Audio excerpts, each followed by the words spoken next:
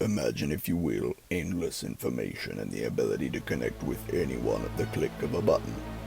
Now imagine that people use this ability for nefarious purposes.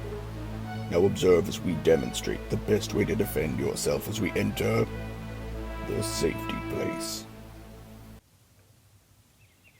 Okay, I got my bags packed, my passport ready, and Mr. Whiskers is at the pet sitter. Looks like I'm all set for Mexico tomorrow. Only one thing left to do. Please. Alright, 24 hours until Mexico with my roommate. There, now to add a filter, and... Whoa! Whoa! You might not want to post that. What? What do you mean? I can post what I want.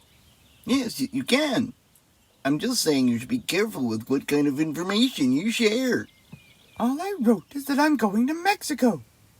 Well, on the surface that might be what you think you said, but to the wrong person, you've shared a lot.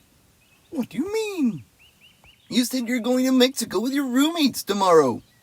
So? To the wrong person, that tells them that your house will be empty for a week. Some people scan social media just for information like this.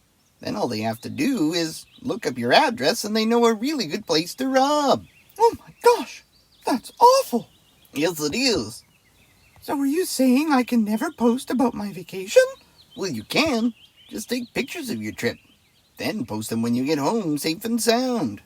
Well, that makes sense. Anything else I should avoid posting? Yeah, there's 5 main things you can avoid posting. 1.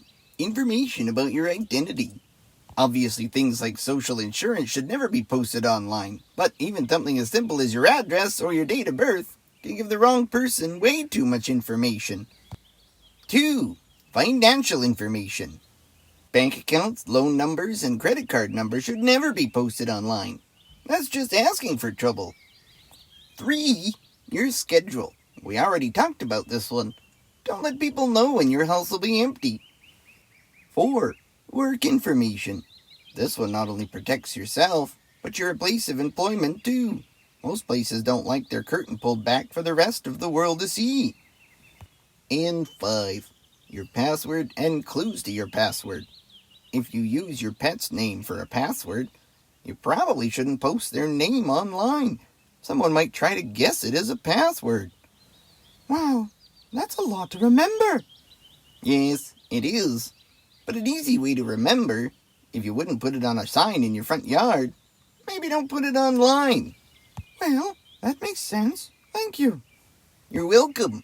But now I've got a question for you. All right, what's that? Ashley's not able to come on the trip to Mexico. Can I have her ticket? What? She's not coming? Who told you that? She posted it online.